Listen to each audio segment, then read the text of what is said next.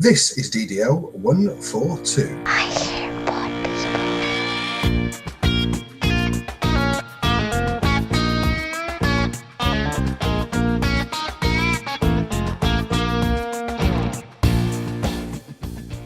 Good evening, Darren. Happy birthday, sir.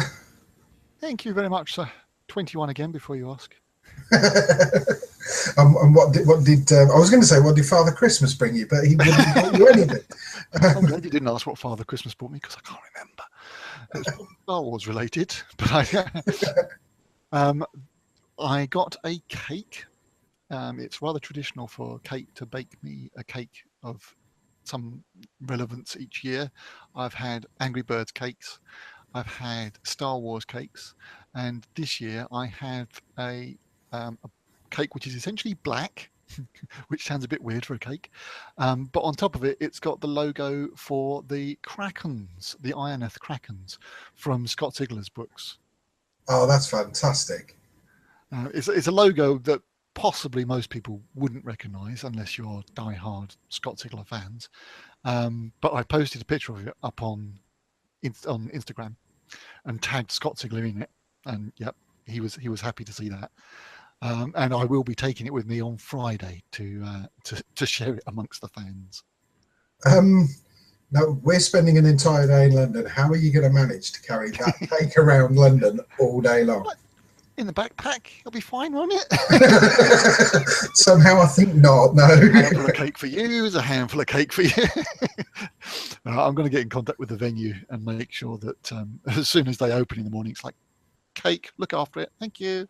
And then hand it out in the evening. Fantastic. And from Jude, now this baffled me this morning. I got this present this morning, and this is not going to work very well if you're only listening to a podcast. If you're only listening to it, it's worth watching the podcast on YouTube, because I got that, and that was the way I opened it. I looked at that and I thought, that's very nice. Thank you very much, Jude. But what is it? Yeah. And she said, well, to start with, you got it upside down. I'm like, okay. Still not entirely sure what it is. I've got it. I can see it. That's Boba Fett, isn't it? It's not only is it Boba Fett, but it's Boba Fett that's been done in Decopatch. What's Decopatch? Where you take lots and lots of tiny little pieces of paper and stick them on to the board. So Jude printed out the picture of Boba Fett, and then she found black wrapping paper and black bits of paper to stick them onto here. She found bits of black with white on them for the reflections in the visor, and the same along here, the reds and the orange and the green. You use bits of paper to show all the different hues and all the different colours. Jude made that. Jude made this, which is brilliant. It went from well, that's a nice, what is it, to, oh my gosh, yes! That is fantastic.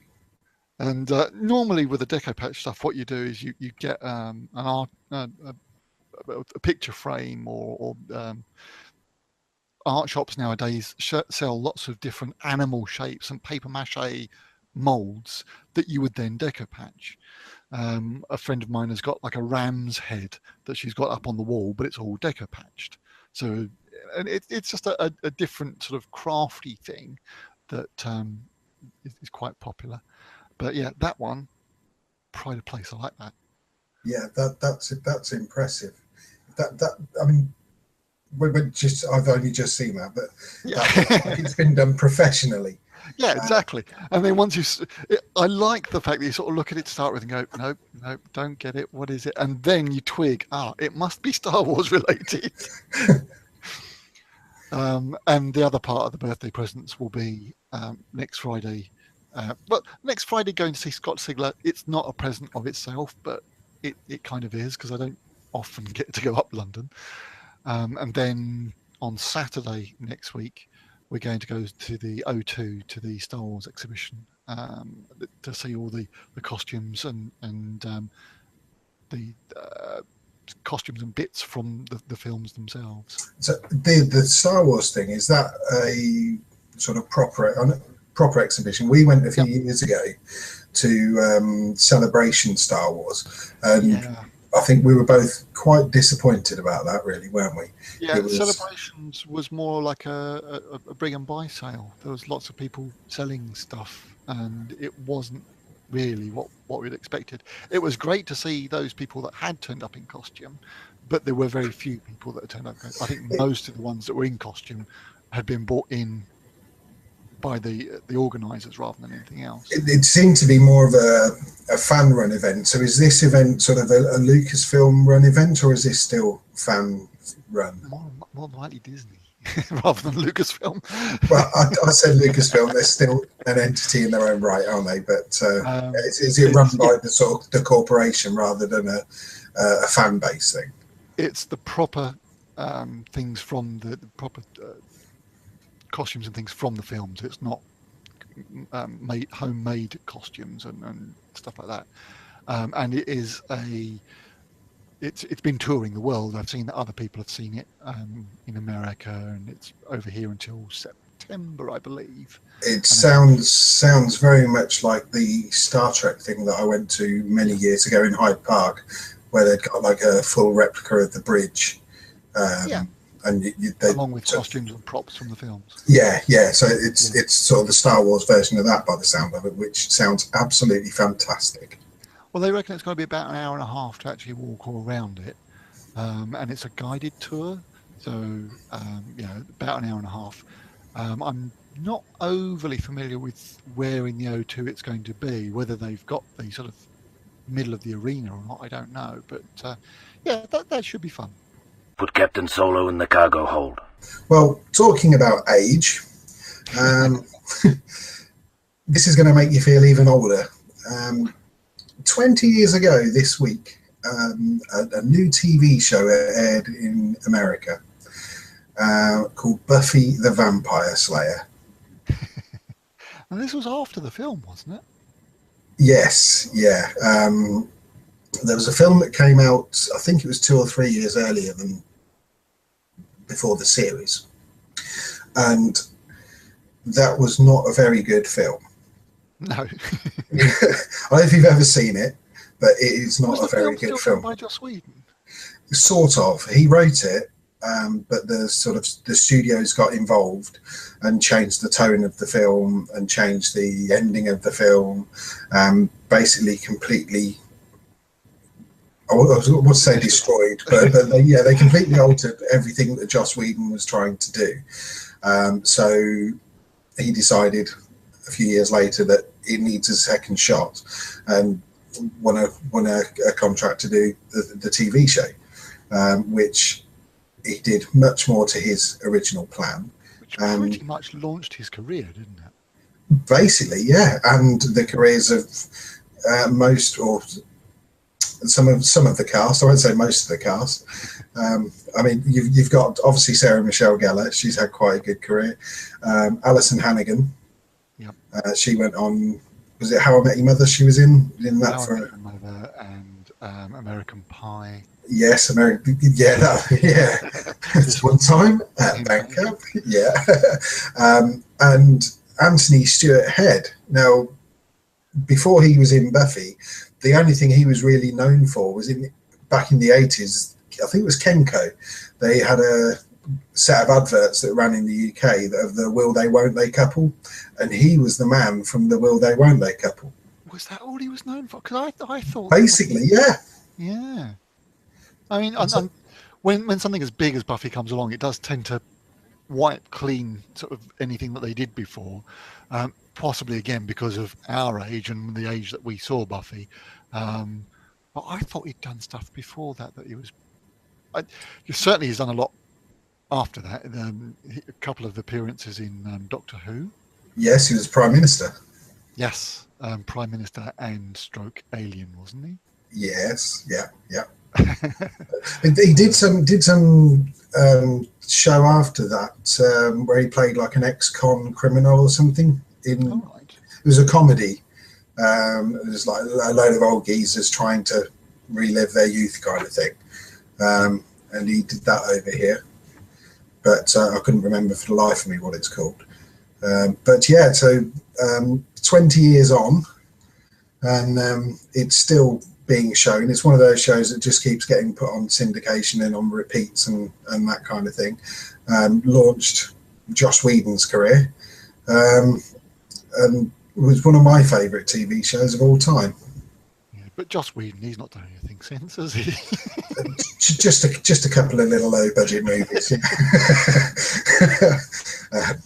Yeah. You say that it's been re-syndicated and it's out there again. It's like we've spoken about this before. Television is a very different animal now to what it was 20 years ago. To launch something like that and it be to get as many eyes now would be very difficult to do. I'm pretty sure you did warn me beforehand that you've not done much research into this, but the viewing figures for that on its launch day compared to perhaps Game of Thrones would be an interesting thing, because when Buffy was launched, you either watched it the day it was launched or you waited until the following Sunday when it was reshown. There wasn't any other options. Game of Thrones nowadays, yes, it does have a big viewing figures on the start of a new season, but I wonder how it compares, because some people won't be able to watch it on the day. They'll watch it the day after, the day after, the day after, anything up to possibly a week, maybe even 2 weeks later. Yeah, definitely. I mean, I don't think I actually started watching Buffy until it had finished, as it goes. Yeah. A mutual friend of ours actually had them on DVD, or had the first season, and I borrowed the first season because he thought it would be something I liked, and then went ahead and bought all 7 seasons on DVD. I don't think I ever actually watched. You say 20 years ago? Were DVDs around 20 years ago? Well, 97. I don't know, but I know. You're talking VHS sort of time. So No.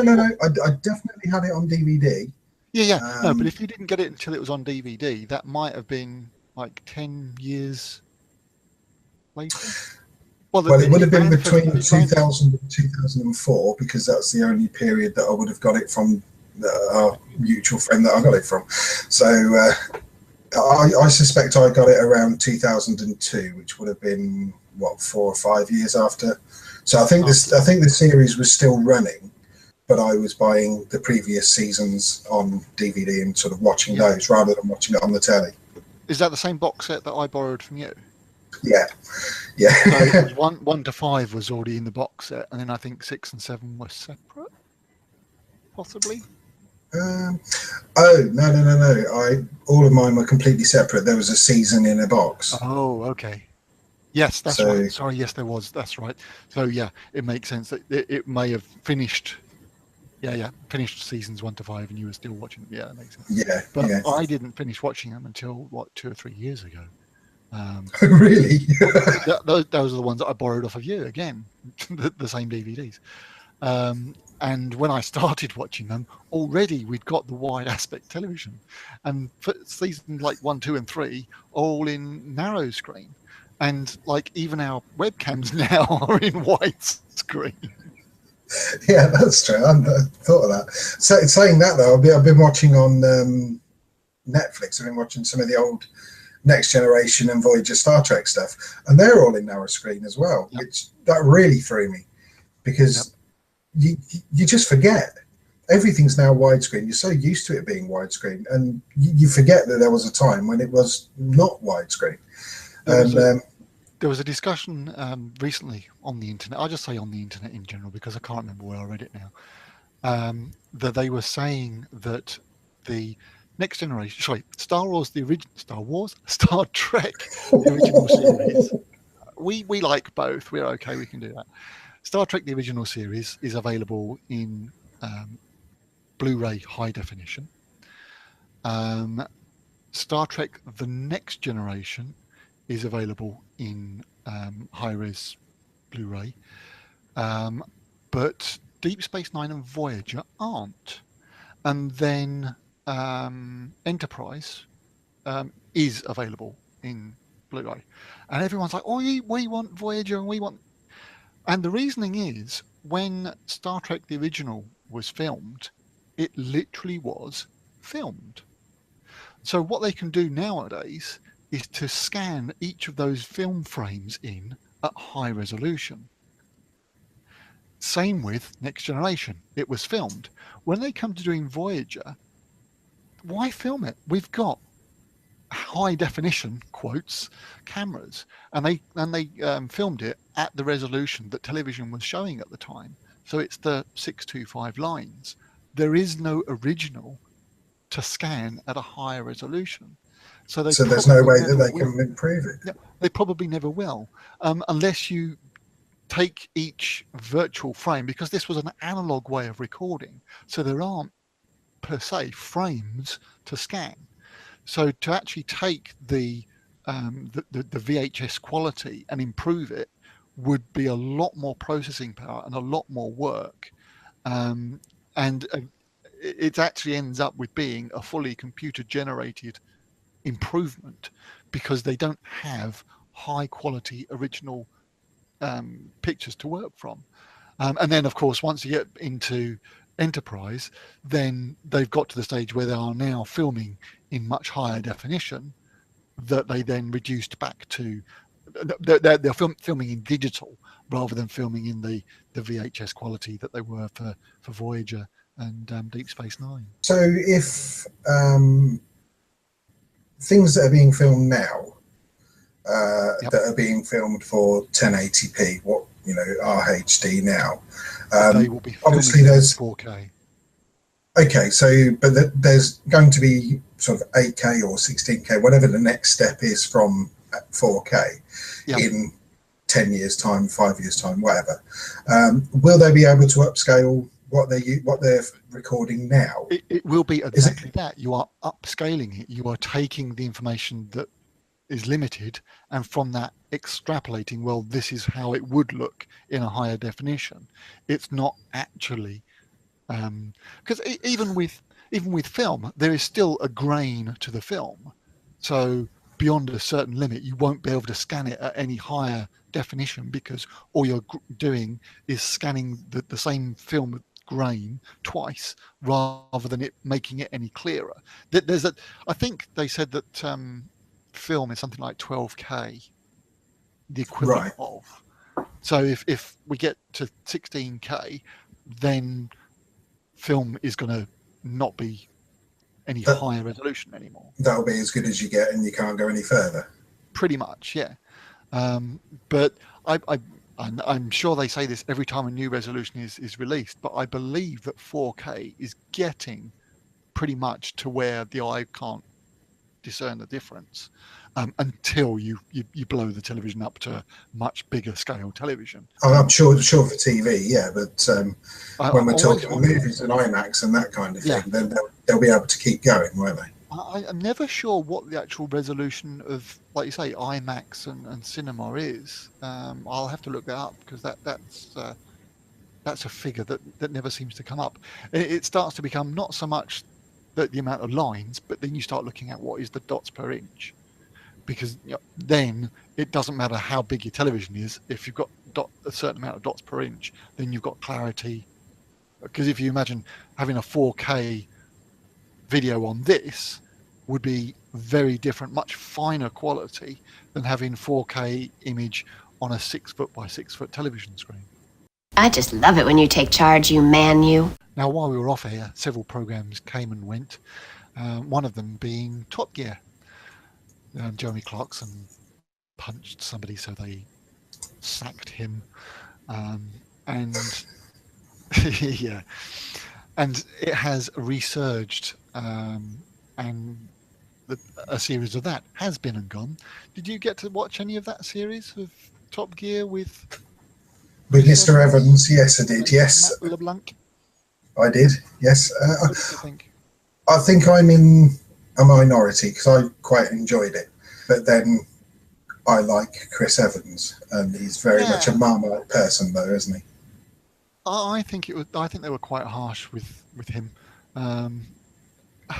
You're not going to like for like replace the characters of Clarkson, May, and Hammond. You can't just, well, he's going to be the Clarkson character. He's going to be. It would. They needed different personalities. I think big mistake they made. I don't particularly think Matt LeBlanc is a good TV presenter. However, I do think it's jumping ahead a little bit. But the new season that comes out, he's a lot better. What I think the problem is, I don't think him and Chris Evans were a good partnership, because Matt LeBlanc's much more sort of a laid back, sort of slow delivery type person, and Chris Evans is just Tigger. And I don't think they work too well together. Certainly, I think that the between them came out as very scripted, and I think they had to tightly script a lot of the stuff between them, and that was obvious. I think when they were doing some of the actual articles, it was quite nice, and seeing the cuts between the two of them, that was fine. But when they were in the studio together, there was definitely a bit of a clash of personalities in there. I'm not sure how I feel about there being quite so many presenters. That was a bit bonkers. Yeah, again, I think they deliberately tried to move away from there being three guys and that's it, because otherwise there'd have been the comparison of, well, they're not Hammond, Clarkson and May. So they tried something different, and I don't think it worked as well as it could have done. But again, I think a lot of that was just down to the chemistry. You've got a load of guys who have never worked together. You look back at the very first season of the new Top Gear, if you like, the Clarkson brought back. The three guys that were there, they didn't have the rapport that they had 15 years later. You've got to build it. The problem is people now want, because we know what Top Gear is, we know what's happening, we want exactly that with three different people. We want their rapport, their sort of camaraderie all in one straight away. And it's never, ever going to happen. Whoever it was that was, whether it was Chris Evans or whether it was whoever it was, they were never going to get an easy ride, and they were never going to get any sympathy. If it didn't work straight away, tough luck, you're out the door. Yeah.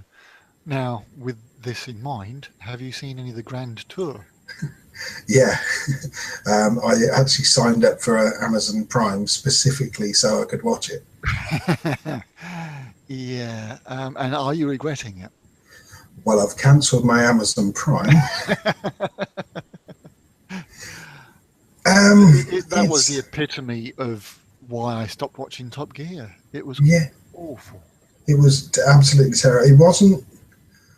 I mean, I know they don't really bill it as a car show, I don't suppose, but it was all the bad things about Top Gear, wasn't it? Yeah.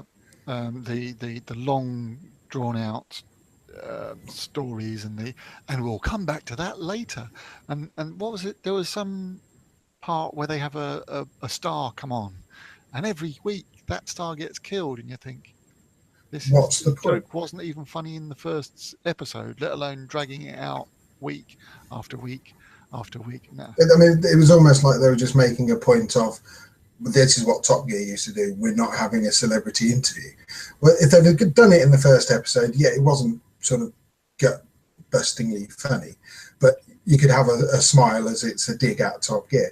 But they did it every week, and it was like, really? This just isn't working. And their American test driver. No. Yeah, absolutely no. I mean, it's not a character that you can relate to. I mean, every time he gets in a car, he makes fun of it because the steering wheel's on the wrong side, and it goes around corners. It's like it's the same joke, just praised every week. And no, didn't like that. I think I got through about three episodes. Yeah, that's about as far as I got, and then cancelled my subscription. And I think personally they should have done something that was entirely uncar related and just had those three doing silly stuff. Well, they have. But it's the episode where they were doing that military training rubbish, where they had to do everything over and over and over. And it was like Groundhog Day, yeah. And there was one tiny sort of reference to a car in it, and it's like, no, I don't want to watch a Clarkson show. It just wasn't. I don't think they know, or they knew what they wanted it to be. They hadn't got a focus. The introduction really had me enthusiastic with all the big display of all the different vehicles going across the desert. I thought this could be fun, Yeah, and it wasn't. It just completely died. I think that as Top Gear, there was enough car interest in it that it was fun. The drag racing stuff that famously Richard Hammond almost got killed in was an interesting article to watch without it needing the personalities. Having their personalities on top of that made it even better. But their personalities on top of boring subjects and silly subjects, it just doesn't work for me. So, have you seen the new Top Gear? Without Chris Evans in it, not yet, because there's only been a couple of episodes, isn't it? The first one was last week, and I watched that, and I quite enjoyed it. I have to say, so it works a lot better. They've just dropped Chris Evans. They haven't changed any of the rest of the team. They've got rid of, well, given that I've only got the one episode to go on, there was no Eddie Jordan, and there was no the German lady Sabine. Oh, is it Sabine? Sabine Schmidt? Yeah, she wasn't in it. It's just Matt LeBlanc and the other two guys. And I can't remember their names for the life of me. So they've gone back to just three guys. And I think it works a lot better. I think as they've had a whole season's worth of getting to know each other and a whole season's worth of filming with just those three, they do seem a lot more relaxed around each other. So that, like we were saying, it takes time. They've had 2.5 years to sort of get to know each other, and it is sort of working its way through a little bit now. The other two weren't part of the main sort of studio footage originally. It was Matt LeBlanc and Chris Evans, and they would cut to the others for the track pieces. Yeah. If they brought those into the studio now, then we might get to see a bit more of their personality as well as the color. I think it's definitely worth a watch. For the first episode was much more like old Top Gear, but with new people, and they're not trying to be the other three. They're just being themselves. I still think Matt LeBlanc needs, for an actor, he doesn't seem to be able to. He seems a little scripted still. He doesn't seem to be that natural on camera. It's quite a different thing, isn't it, to be natural in an interview as opposed to being natural when you've got a line that you can say over and no, I'll try it again and say over, and be a bit more natural. Okay, I'll say it this way, I'll say it that way. I'll tell you one thing I did like. They had, I think it was James McAvoy, and he was the guest that they do the interview with and do the track thing with. The good thing is the old track is back. They've got Dunsfold back. That's there. It's no longer a reasonably priced car, it's a reasonably fast car. Oh, nice. It's a Toyota something or other. I can't remember what it is, but it's not like a Yaris or something. I guess it's probably the modern day Celica equivalent, something like that. But James McAvoy was there for most of the show. I think they showed one sort of set piece, then had him sort of introduced, did a couple of questions and interviews and stuff, and then went off and did their big set piece story film thing. And he's still there. So he was there for sort of most of the show, and I think that worked quite well, rather than just a quick sort of separate interview. And I don't think they had a news section, a dedicated news section, like, you know, they used to sit around the sofa and all that and just discuss stuff. Don't think they had that. So now I think about it, and they've updated the studio and everything, but it's yeah, I quite liked it, I must admit. I think it's only going to get better. Well, Kate actually works on the airfield where that is filmed. You're kidding. She actually works in a school for special needs kids, and looks out the windows, and you see these nutters going around this course. I keep meaning to ask her to take a photograph of the jet at the end, because that is one thing that would be obvious to me, is to see that jet.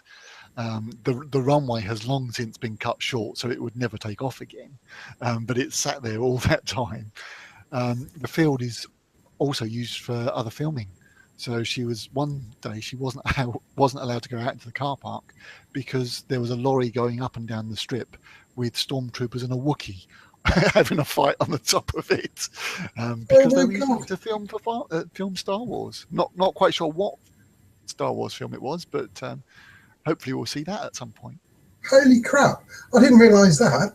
Because I know it's not a million miles away from you, is it?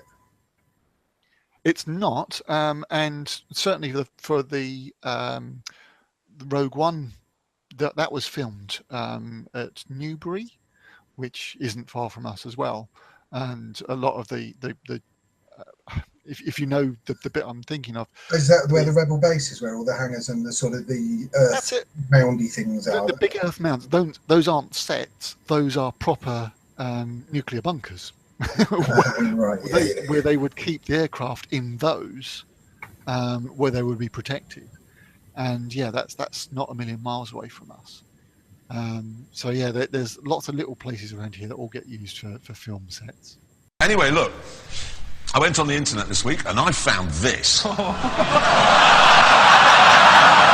So on Friday, we hope to have the recorder. Well, not hope to, well, unless I forget, we will have the recorder with us, and hope to get 5 minutes with Scott Sigler.